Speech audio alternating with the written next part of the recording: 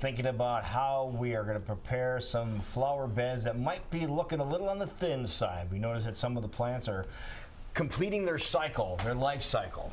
We've noticed that. We talked a little bit about that last week. Some of the hanging plants have completed their life cycle, but it looks like you have brought some life into a lot of color. Well, the annuals are definitely, the annuals have pretty much run their course for this season, and it's time to get into the fall stuff and start decorating with the fall, and we're ready out there with the pansies and mums and everything's ready to go, and it's time to start switching stuff out, no doubt about it. I didn't realize pansies like this were available nowadays. Well, we sell a lot of pansies in the fall. Pansies basically are a cool weather crop, so the fall and the spring, and again, they take a lot of I've seen them things freeze solid as a rock, where those things were just as hard could be, and they just thaw out and keep on going. So it's, so they'll last a couple more months. Oh yeah, in theory. Yes, in theory. Like down, even just down, in southern Iowa, Missouri, if you plant these up close to your house, they'll stay all winter. Wow, they will? Yeah, and even they'll.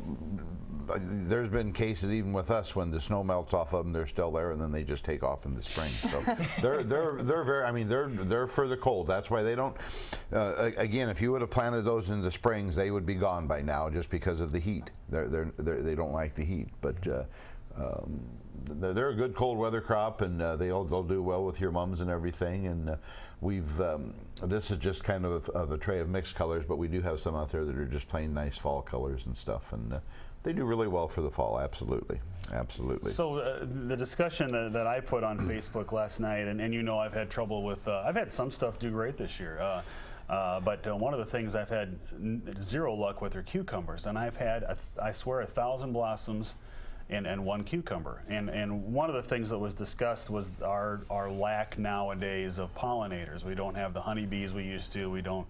Right. There just aren't as many. And that was one possibility that was discussed. That certainly could be one of the problems. We just didn't have the heat like we normally do. For once them blossoms set, and they need that heat to pollinate and everything. And the bees are another thing. I do all the work with Grimes sweet corn and stuff, and he has beehives out there to pollinate. Oh, really? Okay. Yeah, he has a lot of bees out there to pollinate the cantaloupe and watermelon and stuff, and absolutely a necessity that stuff. And that could be one, but boy, usually because usually you've picked enough cucumbers by now to make pickles for everybody in the neighborhood. Right. And yeah. But then everybody had stories about, well, I didn't get very many tomatoes. Well, I didn't get. Right. And Lou was saying he didn't get a lot of tomatoes thin crop this year. Of tomatoes this year, yeah.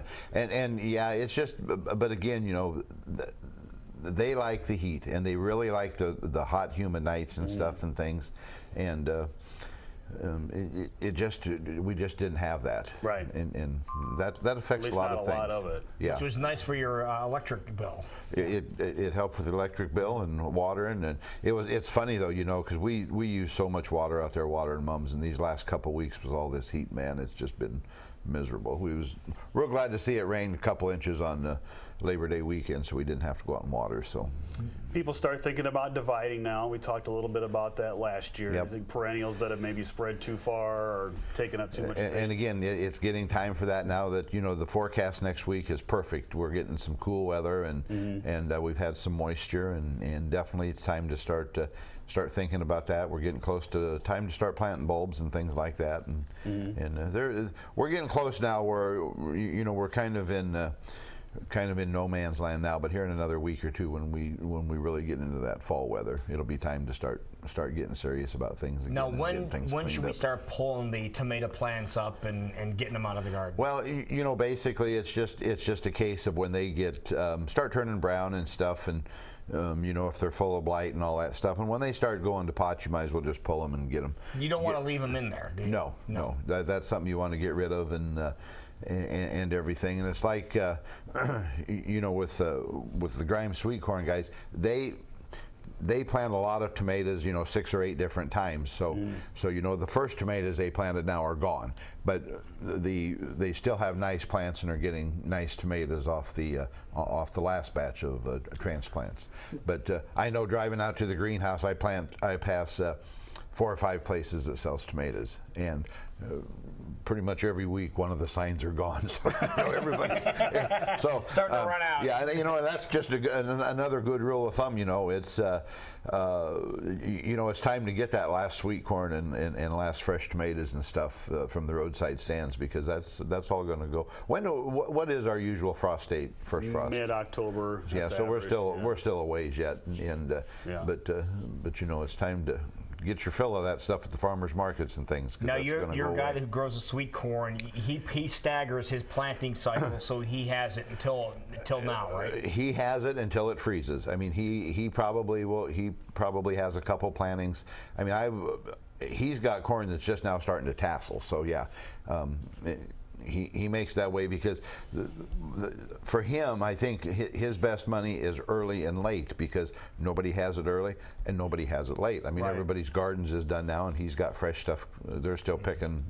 They still have all the trucks out every day, so they're out all the time. Now, invariably at the end of the season, I've got green tomatoes left, and they're fine, but they're green tomatoes. Right. And the night before the frost, you're out trying to. Yep. And you can bring those in and still save them. Absolutely, right? Just bring them in and put them in. It's just kind of a wives' tale being in a sunny window or something like that. Just bring them in, put them in the garage or someplace, and they'll continue to ripen. They will. Yep, okay, absolutely. Now, do you need to turn them stem side down, where the stem attaches down? I got heard rumors about that too. I've heard that. I think the main reason to do that is just because that's kind of a flat side, so they're not going to roll all over. Yeah. Which would be a good thing, but I don't think it really makes that much difference. So you can pick them if they're too green, and then they will finally. They will ripen, or if they don't, you get out that movie Fried Green Tomatoes and see how you fry them up, and do that and give that a shot. See what happens. Some people like them. I don't know. Yeah, absolutely. All right, so hours of your greenhouse. We are open 7 days a week now. We are open from 9 to 5 Monday through Saturday, and 10 to 4 on Sunday, and we're out there. And like I say, mums, pansies. I am going to stick to my story I said last week. We'd have pumpkins next week, and I'm going to stick to that story because they didn't come in this week, so I'm going to say we'll have pumpkins next week for sure. Ditto what you said. Okay. That's right. It's just been kind of wet, and they ain't been able to get out in the field yet and stuff. So, but all that stuff will be available shortly. But right now, the mums are full speed ahead on the mums and pansies and kale and stuff like that. We're ready to go. All right.